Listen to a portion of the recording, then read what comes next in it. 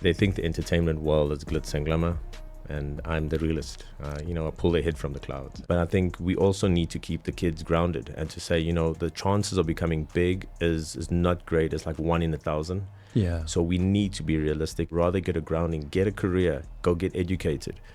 Use music as a passion, become a sound engineer, start from the bottom up, get some footing in the whole so you can see if it's really for you, because not all of us have a plan B, right? So when I left, I think I blew a lot of people away. They were like, dude, what are you doing? What are you doing, man? You guys are selling albums, you're sold out in shows. We're the most affordable franchise, the most exciting franchise, and yes, the most profitable franchise.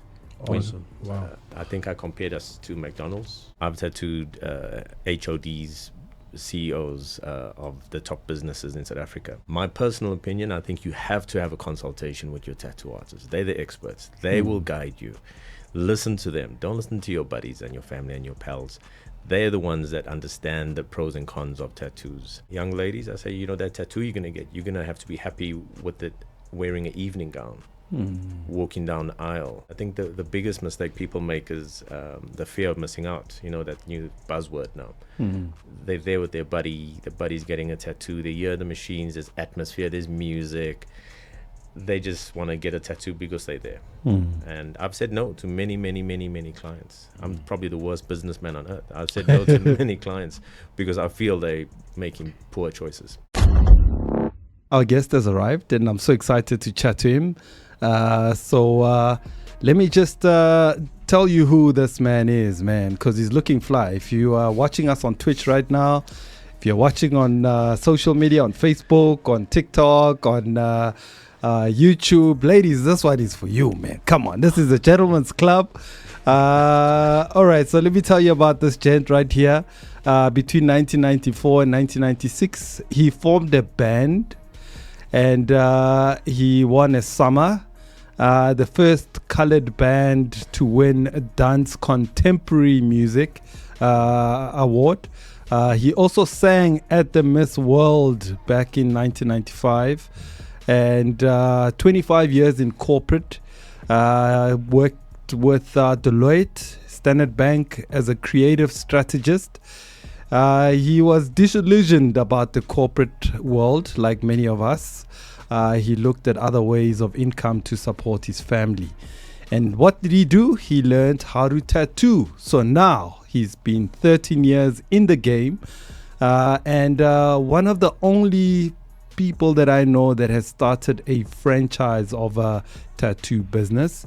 He's dabbled in modeling and teaching. And let me tell you, ladies and gentlemen, Regan is in the building. Let me give him a big shout out. What's going on, my brother? How are you doing, G? Hey, man, how are you doing? That's a fantastic intro. Oh, you like it? Very much so. Does it sound like you? Kind of. All right. Okay, let's start at the top. You, before we get into the business of what you do, tell us a little bit more about you that I haven't read here, brother. Well, that's a toughie, man. You kind of summarized everything holistically. I would deem myself a humanitarian. Yeah. I'm out for the better of mankind. It was a long journey to get to where I'm at now, and I still believe the powers that be tells me that I haven't quite fulfilled my role yet on earth. And I just give it up to the big man. Yeah. I'm, as you can tell, I'm quite religious. He's brought me to this point where I'm turning 50. And when I look back at my history, I can only say, when I hear someone else reading it, it tells me that, man, I've lived life, man, and it's due to him. I'll give it all up to him, man. And I'm very much someone that wants to look behind me and pass it forward and lift the kids up. They think the entertainment world is glitz and glamour, and I'm the realist. I pull their head from the clouds. That's good. Yeah, beautiful. You almost turning 50, brother. Is it the water you drinking? Like, how is it possible that men are looking so much better these days? When you think 50, back 20 years Man. back, bro. If you thought of your dad, dog, like I'm looking around the room, dude. You guys aren't bad. I'm just saying, you Yeah. guys. Thank you. Yeah.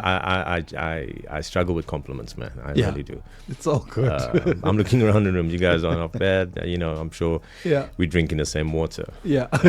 It's definitely the water. It's Bogart man. water. Yeah. Bogart water, man. That's the secret. That's it. Bogart water. Let's talk about, you started off with saying you created a band, Right. the entertainment industry, and tell us about the band. How did it come about? Oh, man. A bunch of kids not thinking we're going to go far. Our inspiration was, you know it, Boys to Men, Jodeci, Silk Shy. I had the fortune of interviewing the lead singer of Mint Condition, Stokely. Okay. I won't mention the radio station. Yeah. But I'm a guest DJ there, and it was amazing. And from a humble band in the townships, we found ourselves on the Miss World stage. We found ourselves winning a SAMA. And it goes to show, it's, you don't know what's in store for you. You just work hard, be dedicated, give it all you got. Don't listen to the hearsays and the doubters. Just if you feel you've got it, what it takes, give it all. When me and the band guys look back at singing at the Miss World, I think that year we had the whole cast of Bold and the Beautiful on stage with us. Oh yes, the Bold and the Beautiful. Wow. All I can say is Bold and the Beautiful. all I can say is I just remember Brooke. right. I think I shared a stage with Dawn. Oh yeah. And dude, man, you see why they call them the Bold and the Beautiful. These guys are the woman. Oh, they're beautiful, man. Yeah. And so we found ourselves on stage with these guys, and we're like looking back, taking my fiance through my township and showing her where I come from, and I was like, man, I can't believe I come from this, And, and I look at the kids still playing soccer on the streets. I look at the housewives, standing over the fences and scandaling the daily scandal. Yeah. And, and when I look at we did lose a few of the band. We lost the one guy in the band, unfortunately, a very good brother of mine, Lloyd Asbury. And his eldest son is my godson.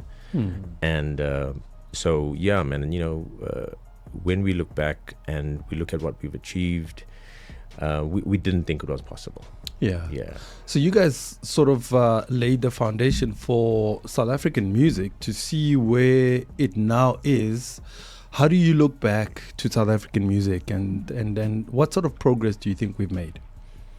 Oh, you just have to turn the radio on or turn the TV on, and you can see our people are on international stage. I'm so proud of our people, and I'm very defensive of them as well, because being ex-muso, I know the struggles. I know what the guys have to go through.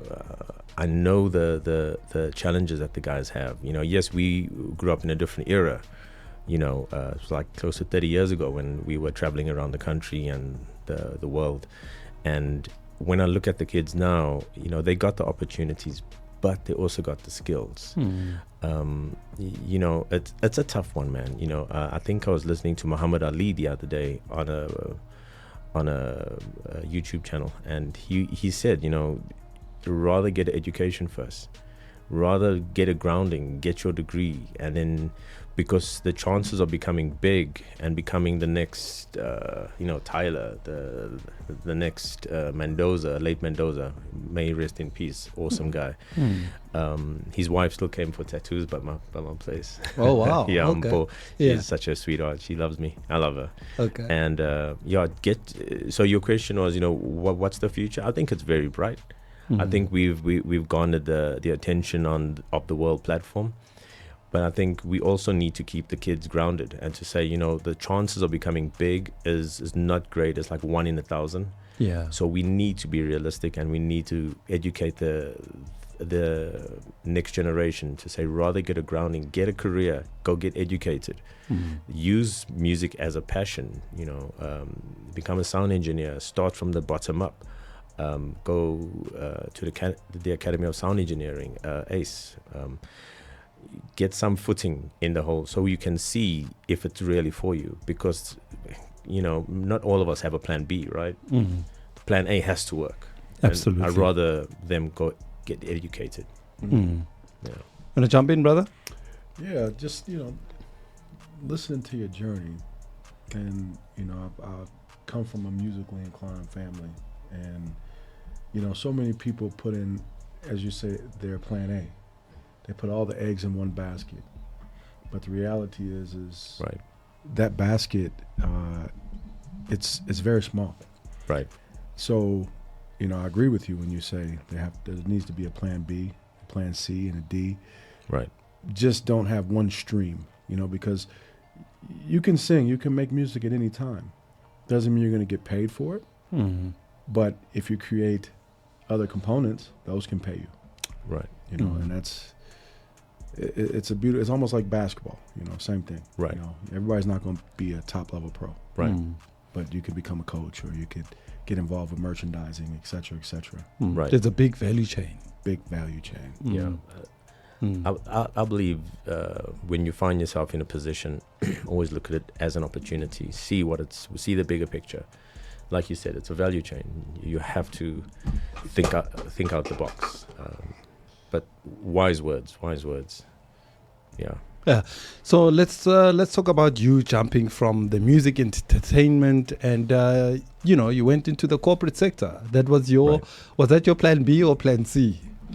Well, I think I don't think it was ever a plan to, but I realized very quickly, late nights, cheap drinks, Yeah. easy access to lots of things. As I mentioned before, I'm quite religious. I could see the writing on the wall, and that wasn't for me. Yeah. This wasn't something that I believe was destined in my destiny. So when I left, I think I blew a lot of people away. They were like, dude, What are you doing? what are you doing, man? You guys are selling albums. You're sold out in shows. There's lots of benefits of being on stage and being on TV every week. But it wasn't for me. So what I was true to was my art. Music is a different form of art, right? Sure. So, but luckily God has gifted me with the ability to be very artistic. So I could draw, paint, sculpt, and that's sing. Thank you, man. Yeah. Yeah. I had the Can you fortune. still sing though? Yeah, it's like an instrument. It's like someone that has a guitar. You have to play it every day. Yeah. You have to play it, man. And so I got a job, put myself through night school, became qualified, got myself my first job, second job, worked myself up the ranks. When I found myself, the biggest feather in my hat was Deloitte. I was the creative strategist. There was like 20 guys reporting into me. But the whole decision to move away from music was because I'm a family guy. I wanted kids. I wanted a family. I wanted a house, white picket fence, St. Bernard, girl, boy, that idealistic view. And so that was the reason for leaving it. And I think God had one look at me because, I need to give this kid talent, man. He's not gonna make it. He's too soft and slow. And he gave me a bundle of talent. Yeah. And I thank God. I don't thank him enough. Yeah. For that. Yeah. All right. So, how was corporate for you? I mean, now you're in it. You are got a big team reporting to you. It's late nights, lots of coffee, maybe. So how was that like, and why did you leave that? I loved it. I loved the pressure, and I loved the adrenaline. I loved the fact that I was landing R1 billion tenders for Deloitte. What? My team and I, it was huge.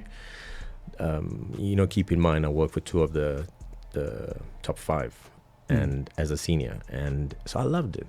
I think what I couldn't hack was, sometimes it's personality clashes, very territorial personalities, attitudes. And, some of the guys, there's that ongoing debate about being a good leader or being a good manager. What's the difference? And I still don't know the difference. You don't? I can hypothesize what I feel it is. Okay. But I have an idea. But running a new team now, I remember telling my ex-wife when I left corporate, that one of the decisions I made was I didn't want to go back to corporate, and if I go back to corporate, it'll kind of be under my not rules but my conditions.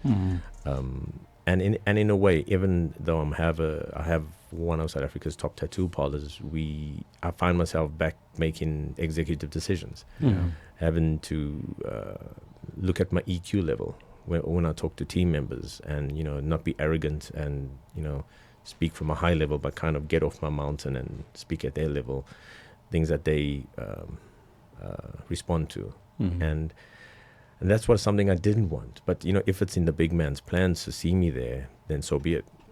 Absolutely. All right, so we're about to take a quick break. When we come back, Tabang's going to give us a sports update, and we'll continue our conversations with our guest, who is an owner of a tattoo parlor based in Hyde Park. And of course, we'll talk about it a little bit more after the break. And of course, as he said, that it's one of the biggest tattoo parlors in the country at the moment, and there's so much to talk about that. Let's quickly take a break, and when we come back, we'll fill you in. Let's do this. Let's quickly do this. When we come back, we're going to talk to Regan more about his business of tattoos, and we want to hear from you what your thoughts are on tattoos, and do you judge people based on the tattoos they have? Do you say, maybe you're an HR head and you don't hire people because you see tattoos on them? Yeah, and last I heard that if you want to be in a police force, you don't have to have visible tattoos. You can have it, but then they shouldn't be visible. Yeah. And as a teacher also. Yeah. And there's a lady that I know who said he wants all her men to have tattoos. Yes, I was about to say that. She says... He says no tattoo, no you love. can't share love. Oh, wow. Yeah. Okay, well, let's hear about it when we come back. Get ready to elevate your style. Elevate your life. Join Uncle Zach every Saturday from 9 to 11 a.m. on Bogart Man Radio for the Gentleman's Club. Different types of tattoos people get in South Africa. First up, you've got the Bible verses. Guys, the people that had these Bible verses tattoos, they never went to church a day in their life, dog. A day in their life. They've never been to church. They don't know how church even looks like. But then they have a tattoo saying, oh, God will answer all my prayers. Like, guys, God doesn't know you, dog. He doesn't know you. Who are you, dog? In fact, where you from? Who are you? Next up, you've got this butterfly tattoo. Like, I swear, the girls that got these butterfly tattoos over here, they will dribble you. I'm telling you. These girls are heartbroken. I'm telling you, these girls, they don't trust men anymore. They will dribble you. If your heart has been broken and you want to be finished, if you're looking for someone to demolish your heart, to finish, to crush your heart, date a girl with a butterfly tattoo. She will finish you. She will sort you out, my dog. She will make you think twice when you ask another girl out. Lastly, we got the music tattoos. Like, I swear, these people knew absolutely nothing about music out here talking about music is my life, dog. Dog, you listen to Amapiano and Go Music 24/7. So, why you say music is my life, dog? Why? You know what you know about music, dog? You know nothing about music. Stop telling me you know about music.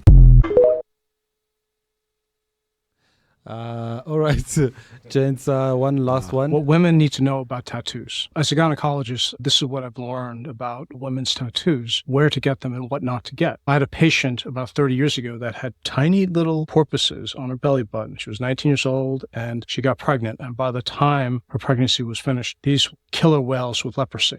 Really distorted. So women should never get tattoos before they have children in this area and also the breast, because that part of the body changes with pregnancy. And the other thing is what kind of tattoo not to get. I had a patient that I saw a few years ago, and right above her mons, it said Johnny's special place with an arrow pointing down her mons, and her husband was there, and I turned to him and I said, oh, Johnny. And as soon as I said it, I said, oh my God, that was a rookie mistake. And she said, his name's not Johnny. She got the tattoo of someone else's name over her mons. When I look back on it, I think maybe she was inebriated. Maybe Johnny almost branded her. I think it was a form of abuse. But as a woman, you have to have control over your body and be careful with any kind of permanent marks that you make on your body. Choose the right symbol and the right location, and you will be happy with your tattoo for decades to come. All right, let's hear what the ladies have to say. Tattoos are very important to different people in different cultures. Some people put symbols on their bodies to align themselves to a particular spiritual realm, or to align themselves to a particular group of people, or to a particular deity. So having a tattoo is similar to an open invitation. You are literally inviting that particular symbol to your life. If it's a tattoo of a snake, you are now saying it's an open invitation to the snake kingdom, or a mermaid to the mermaid kingdom. So do not be surprised when they manifest in your life. So it's okay to have a tattoo. You need to understand your tattoo. Some tattoos, even if you remove it, it still stays in your life. Like the spirit is already invited, so you need to live with it. So getting rid of that particular spirit is never an easy job, really. And sometimes it becomes generational. So some problems, we invite them for ourselves in our lives without understanding what it means. All right, so we want to hear what the legal framework has to say about especially those who are in the workplace. Let's take a listen to what the legal minds have to say about tattoos. Tattoos and piercings in the workplace. Apparently, there's a stereotype and a misconception that it can actually get you dismissed or it's not allowed in the workplace. That's not true. So in other words, according to the Basic Conditions of Employment Act and the Labor Relations Act, there is no stipulation that you can't have tattoos and piercings. However, your company might have a policy that lays down certain guidelines for how you need to dress and how you need to be at the workplace. That you need to comply with. Although if you can prove that the company is unfairly discriminating against you because of your tattoos and piercings, you might have a claim for that. But generally, according to South African labor law and the Basic Conditions of Employment Act and the Labor Relations Act, the company can't force you not to have tattoos and piercings unless there's a legitimate ground for that. All right, gentlemen, we heard from the people out in the streets, their views on tattoos.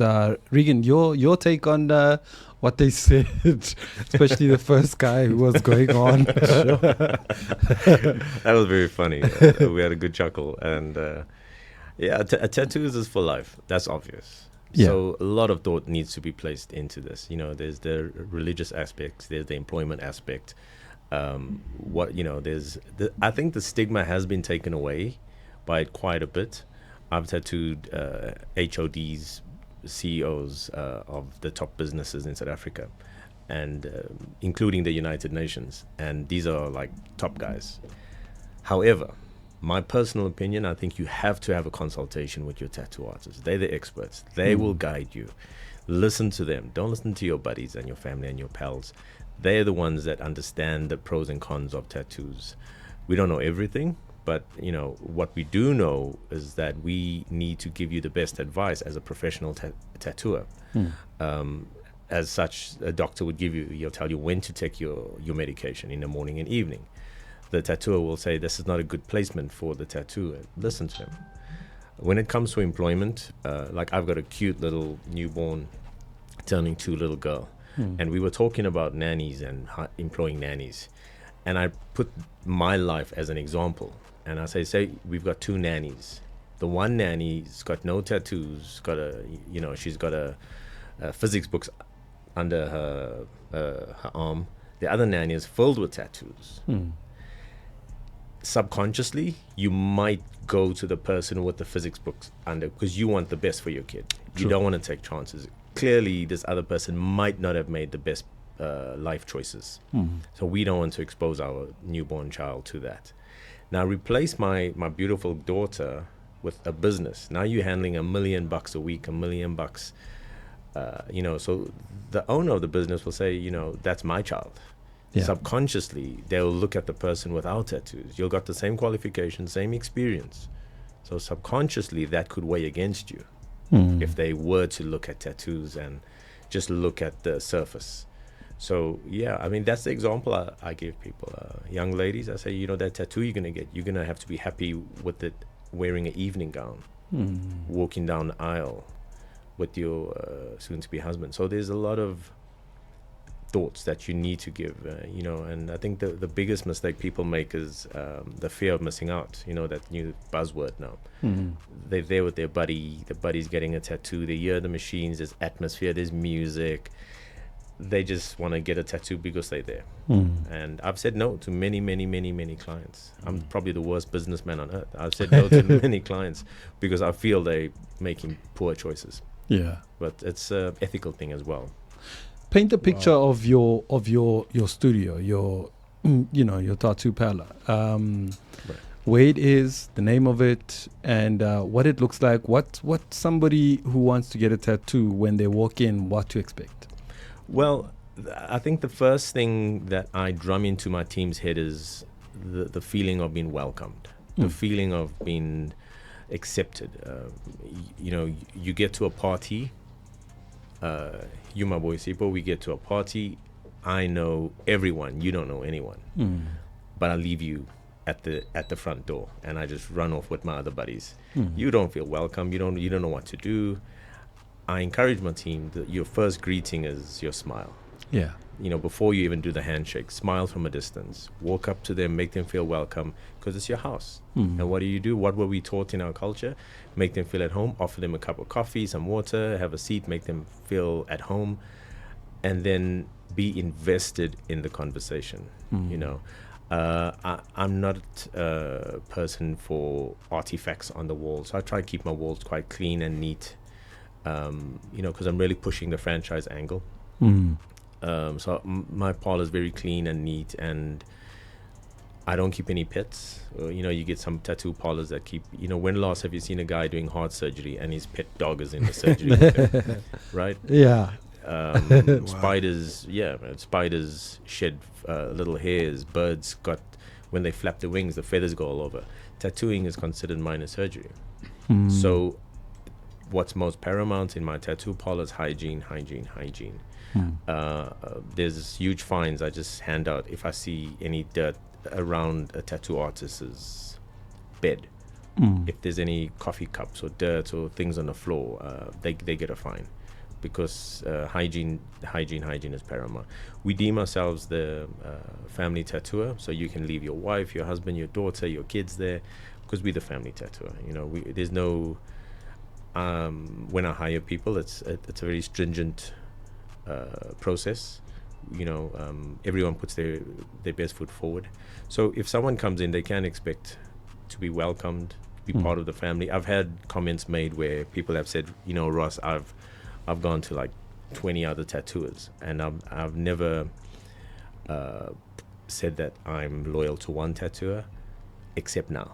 Wow. And those words hit me quite deep, because it showed me that what my efforts were seen. I was being seen, and our prices are extremely affordable, but that doesn't mean that our quality is bad. We were voted one of the best in 2016. I don't enter competitions. I believe my competition is I do the best for whoever's on my bed at that day. I don't do my best when I go to competitions. I do my best every day, all day, 7 days a week. I don't leave it for competitions to win a prize. So I'm constantly pushing and striving to be the best I can be. And I believe that's a form of prayer.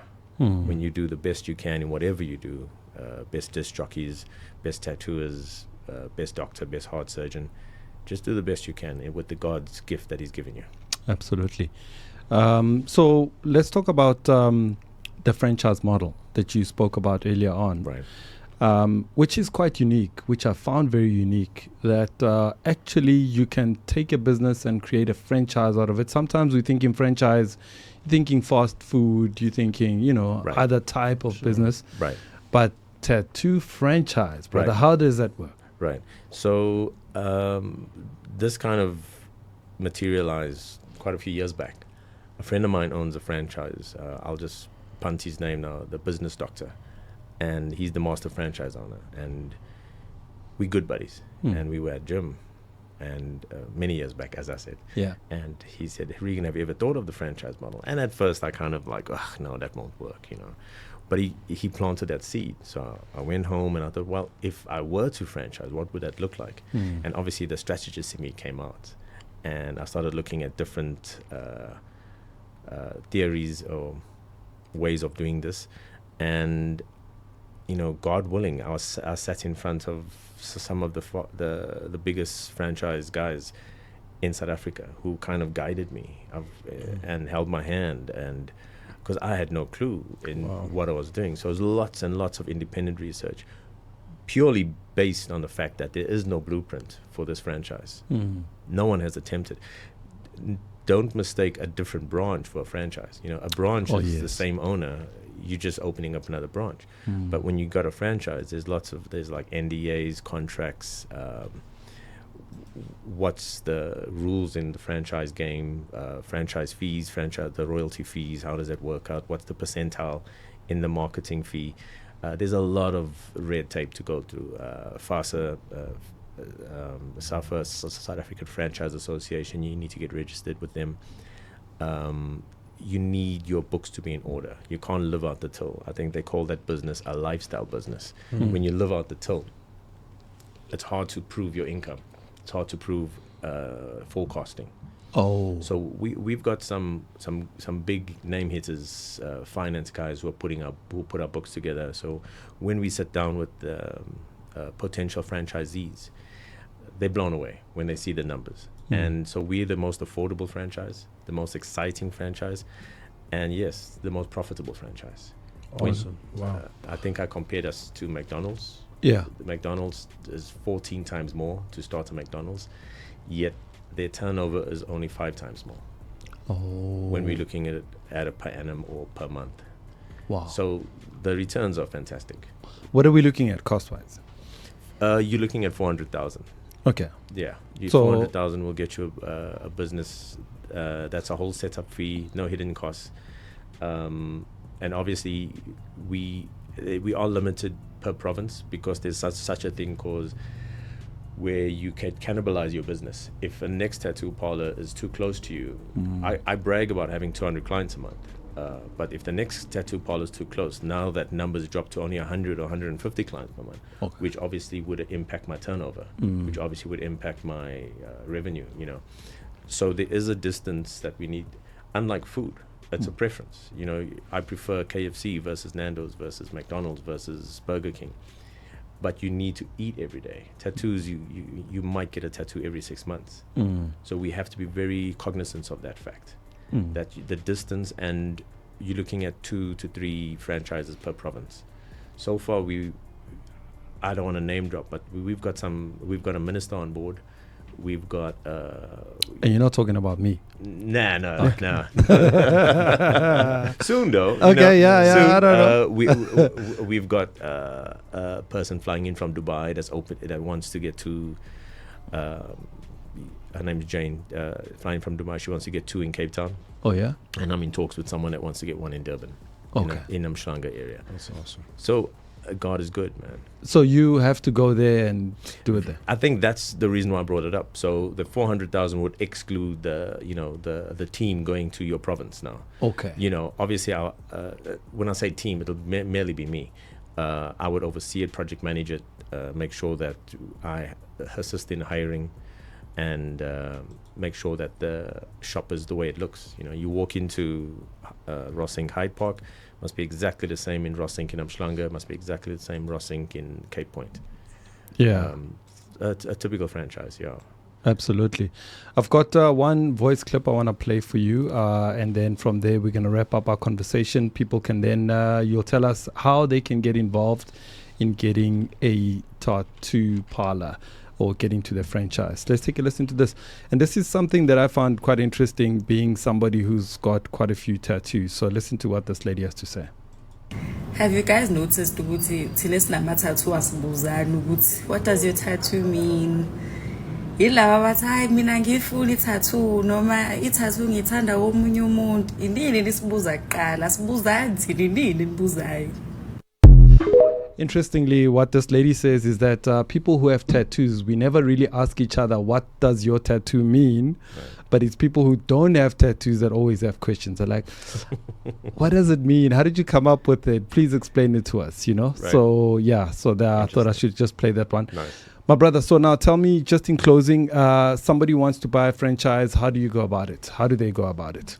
Easy peasy. Just drop us a WhatsApp or call on 082 904 3864. That's 082 904 3864. And our office manager will take it, redirect it to me, and I'll take the conversation from there. We'll have an interview. You can meet the finance, the head of finance, and there's a journey. There's a 12-step journey. Okay. Step 1 is the interview. Yeah. Just because you've got the money doesn't mean I would want to sell a franchise to you. You might not fit my what I would deem someone that would be able to run a franchise. Some people are business guys and they just want to do it as an investment. I get it, but you really need to be hands-on. Yeah. So 400 is what you need, and to put up front, and maybe some additional costs for travel, whatever. Right. And then that's all you need. That's and then it, it keeps you going. Keeps you going. And then out of that 400, you help them identify a store, absolutely. like you said. Yeah.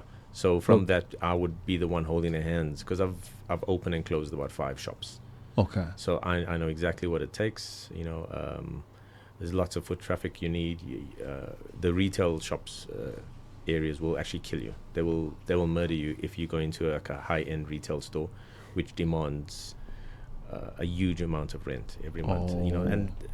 And you need to be cognizant of everything, because you're becoming self-employed, and every little bit of where you can save money, you should be able to. But I've been burnt badly, and that's part of the recipe that's made me successful, is that now I know what to avoid.